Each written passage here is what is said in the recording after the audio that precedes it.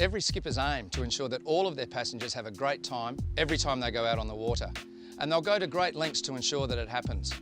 But what would happen if one of your passengers fell overboard? Would you know what to do?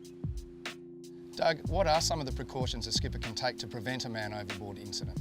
Yeah, look, I think prevention is definitely best right up front. They should brief all of their passengers before they leave to head out. They should definitely have checked the weather to make sure it's suitable for the size of their vessel and what they intend doing. It's then up to the skipper to make sure that he alerts the passengers if he's going to do any sudden turns or suddenly speed up or slow down, so that they know that they're supposed to be hanging on.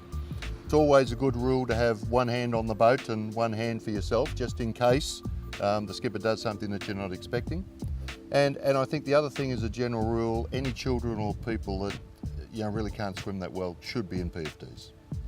We all know the best laid plans don't always work, and sometimes people do fall overboard. What's the first thing a skipper should do when that happens?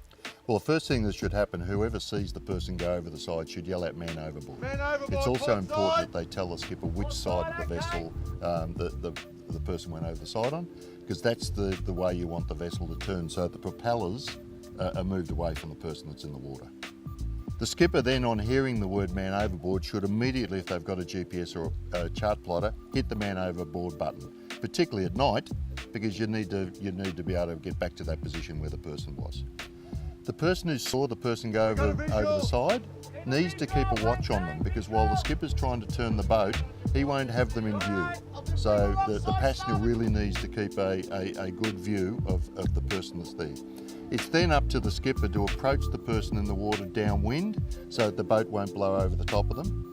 The key here is to make sure that when the skipper gets close to them, he's going very, very slowly, and by the time he's got the person beside the boat, he's got it out of gear, because you don't want the propellers turning around while you've got someone in the water. It's then just a matter of getting the person back in the boat.